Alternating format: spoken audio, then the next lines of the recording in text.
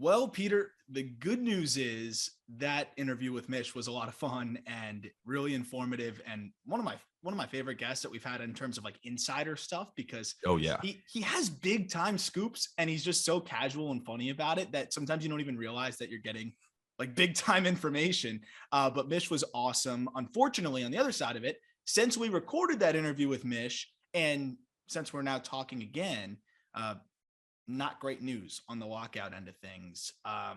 It's been a whirlwind. It's been a roller coaster. This is kind of what we were expecting if you asked us 2 days ago. Actually, if you asked us 24 hours ago. But last night's momentum kind of got us excited and was kind of all for naught. Kind of was all for naught. So currently, this is straight from Jeff Passan. Here are the problems.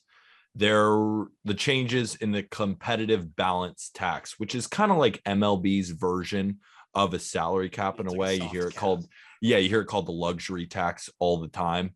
But just going over where the thresholds were, the MLBPA's previous offer, it was 238 million and then increasing to 244, 250, 256, 263. The MLB's best and final offer, quote unquote, 220, 220, 220, 224, and 230. So, but they're not that fucking far apart, dude. But going back to the pre-arbitration bonus pools, which is the other problem, the players offered 85 million with a 5 million annual increase, while the owners are set on a 5 million increase on the pre-arbitration bonus pool from 25 million to 30 million. The minimums, they seem to be pretty solid. Yeah. The MLBPA is at 725, going up 20K a year, while the owners are at 700,000, moving up to 10,000 per year. Yeah. So the good news is it seems like the minimum salary is pretty much settled. The the playoff format seems to be okay. It's just here's the things we think that they've made progress, and then all of a sudden we're like, no, never mind, never mind. But it seems like 12-team postseason was agreed upon, and I think that there's a level of the disappointment because we thought there might even be a deal tonight, like the night before or today. Really kind of makes it seem like this is an absolute atrocity. It's pretty close to an atrocity that they're canceling games. We always thought this was going to happen, and they have made some progress, so there's some silver lining there. But they're still so far apart on that bonus pool that it's tough. I see how 110 was a really high starting point, but Yeah. also, at the end of the day, when you're splitting it up amongst 30 players, it's a million a piece right now from what MLB is offering. That's not that much of a kicker for some of these guys that are performing well pre-arb. So I get it. If they could meet in the middle there, it would be great, but it seems like that's too much to ask for. Uh, it's frustrating. I still don't think we're missing more than a few weeks, a month max. It sucks. But I'm still holding out that I just don't think they're gonna let it get that bad. The owners never really cared about the first month anyways. I think they'll start caring about it once we get a little bit further in, but it's incredibly frustrating. And I know I wish they didn't tease us. I wish they didn't. I almost wish that we never had that I whole know. situation I mean, the night before. I assume everyone who listens to this podcast, big baseball fans, probably refreshing Twitter till about 2:30 a.m. in the morning. And now looking back on it, feels kind of stupid. But at the time, we thought there was real potential. It seemed increasingly Bob Nightingale took the scale and kind of became the own commissioner of baseball. I was kind of fired up for Bob Nightingale, but we do have an update.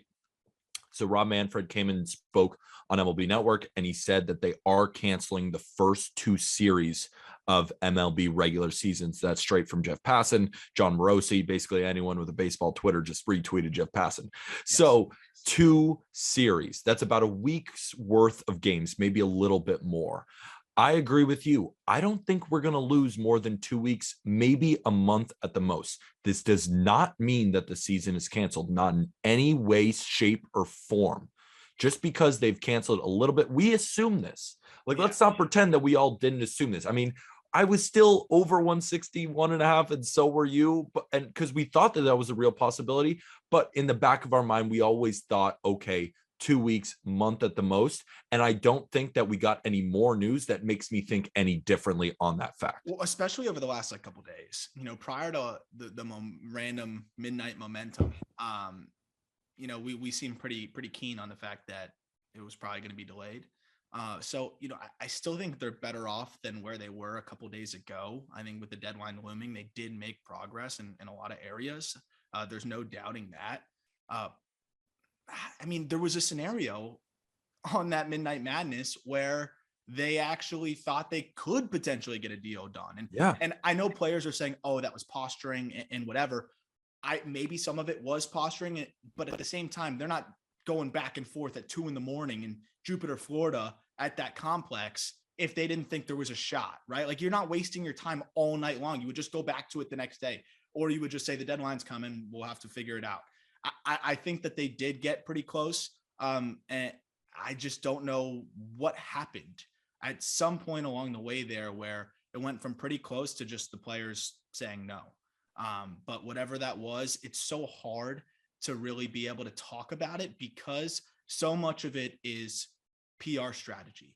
So much of it is strategic leaking and using a lot of these media members as, kind of megaphones for them. And I can't imagine what it's like for the media members. You got to sift through the bullshit and figure out what is being strategically planted and given to you versus what is fact. And for us, it's the same kind of struggle as the third party. I said it since day one. You got to take this shit with a grain of salt. And, I think we've kind of seen that because it seems like we're going back and forth in a lot of different ways. And it's really one of those things where it's really hard to trust everything you're hearing because so much of it is PR strategy from very smart people who know very smart people. They know how to use the media to their favor. And I want to throw a specific tweet at you because this tweet got me very upset as soon as he said it. But it is true, but it just seems like it's posturing for the owners. And this was from John Morosi, who I really do like. But his tweet, and maybe I'm reading too far into this. Maybe it's me refreshing at the lockout, no sleep, and me thinking. So that's why I want to throw it to you. He tweeted, MLB's proposal today would increase the minimum salary to $700,000 this year, up from $570,000 in 2021. This is the largest single year increase in MLB history at MLB Network. He's not wrong, but there are much more issues. And that makes it seem that the owners did all that they could at the final moment for the players. But that's just not true. We heard Alex Wood immediately come out and say that the owners are posturing, that the union was under the assumption that they were on the same side of the deal, that things were moving forward. So just be weary of a lot of these tweets that are going to seem very pro-owner. But the reality of the situation was it took 43 days for the owners to respond to the MLBPA's proposal, which led to all the chaos at the final 11th hour. So be weary again of the posturing from some of these people because they're going to try and convince you that it's all in the players' fault when I'm not being convinced. It is the owners, and I'm still on the owners for this. It's kind of a great play by the owners again. These guys are billionaires with some of the top PR people behind them and attorneys as well. What a genius play to at least make it seem like there was a ton of momentum. I think there was legit momentum, but really play up the momentum, right? Mm-hmm. Tell all the reporters that all of this is happening. We're getting close to a deal. And then right, as you said, at that 11th hour, saying, oh, the players, they're going to reject this because they knew the players would probably end up rejecting that final offer. And it looks like the players are the ones that stifled the momentum. That is, it's chess. They're playing 4D chess. They're good. And that's what's really tough. And that's why, I am really frustrated at the owner's inability to give. But I do think that they're just getting outclassed, the MLBPA is, because I think Tony Clark's in over his head. And we know that Rob Manfred, look, he's not a good commissioner for baseball, but he's one hell of a labor attorney. And there's a reason why he is the commissioner of Major League Baseball. It's because he's one hell of a labor attorney. It's nothing to do with baseball. Yeah. I tweeted a quote actually that I dug up from one of his, I think it was like alumni spotlight on one of the attorney office, like one of the law firms he used to work for. And it was like, we like going to the ballpark sometimes, but he prefers, and then it went back to third person. It was like, but Manfred prefers to play golf most of the time. And then when asked about playing any pickup baseball, he said, I was the worst little leaguer ever. So it's like, I don't even think he really cares about baseball. I don't think he hates it. I think it's almost like as if you or I were the commissioner of hockey. Be like, all right, like it's entertaining. It's all right. You know, it's I a feel like sport. you and I would care more though. I think, oh, we definitely would. But Go Panthers, right? Yeah. Oh, Panthers are lit. I love hockey. Maybe like lacrosse. I don't know. But it's one of those things where he one, doesn't really care about the sport. And two, he's focused on doing his job, which is, be in the back pocket of the owners. And yeah, he's doing a good job of it. Got to give him credit there. I guess he's doing a good job of that part of the commissioner's role. For some reason, I don't know, like I know why, but I just have so much. I already have anger at Ron Manfred. Something about Dick Monfort just pisses me off. Like I just want to say fuck Dick Monfort. His name. Yeah, honestly, fuck Dick Monfort. Yeah, I'm on your same side too. I mean, you sucked with the Rockies, and now you're in the middle of this, like not doing shit. They've had more first-round picks retire than any franchise I've ever seen. And why is he at the table? The Rockies blow. And why is Monfort why is he in charge of this shit? Why is he one of the leading guys? He can't even run his own freaking franchise. The Arenado deal alone should be like, all the owners should look at him and just be like, dude, just take a back seat here. I have no idea. If almost I'm the owners, I feel like he could sabotage the whole thing by giving in to the players, being like, I mean, he gave the Cardinals $50 million. What if he just accidentally did that? Like, he literally did it. What if Monfort like is just confused? What if he has no idea what's actually going on? Like he's like, is this where we're signing Trevor Story? Because the Rockies are going for it. Is this our new park? Like I don't know why, but I hate Dick Monfort. I'm just gonna throw that out there. I'm not a fan either. And if you ever want to slander any more owners on a pod, I'm willing to do it. I'll jump on it. Yeah. Where's Bruce Sherman, man? Bruce Sherman, come save us. Derek Jeter. Derek Jeter. Now? What's he up to? And that's the crazy thing. The interview with Craig Mish, it's always sources tell ESPN, and then you see that from Passan. The source was Craig Mish for the Derek Jeter story. Yeah, that's the sources tell Jeff Passan. This is the source. Yeah, that's why I'm excited. Well, this is also the outro on top of the interview, but but it is cool. Like, for people that just listen to it, I think we'll have a lot of my fish friends that that have probably listened to us in the past and have followed us on Twitter for a while because of the Marlins connection. But for those who may not know Craig Mish, I mean, Craig Mish is plugged in on the Marlins side of things, and he transcends the Marlins. But when it comes to the fish, I mean, he broke the Stanton trade, he broke the Ozuna trade, he broke every big trade. And I mean, Jeff Passan was the one that's, giving credit to Mish on this story. Yep. So we could not, as you said, we could not have gotten a better source on this whole Jeter saga. Besides Mish. Jeter, maybe. Yeah. Except like then it's probably Mish. Jeter would have told us less, he would have told us less. So, I mean, you definitely got it pretty much from as close to the horse's mouth as you can. And I hope you enjoyed that interview. Again, I got a few tweets. I know you probably saw it too, Peter, because we both were tagged in a few of them, and like people saying that we've gotten them through the lockout. That's the best compliment we can get ever. I can't express enough how much we appreciate people actually continuing to tune in here.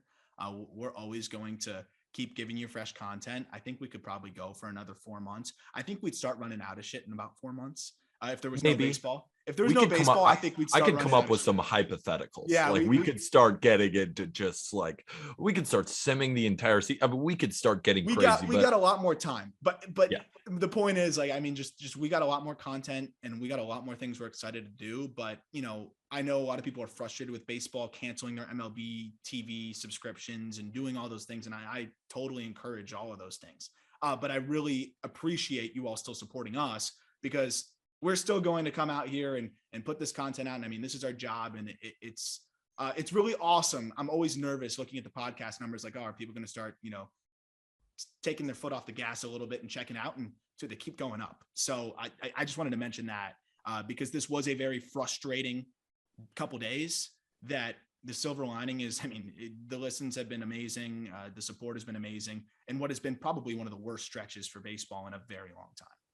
Worst stretches for baseball in a very long time. And you and I, when we were talking, during COVID time, creating this business, Just Baseball Media, when we were talking about it, we thought COVID would be the biggest problem.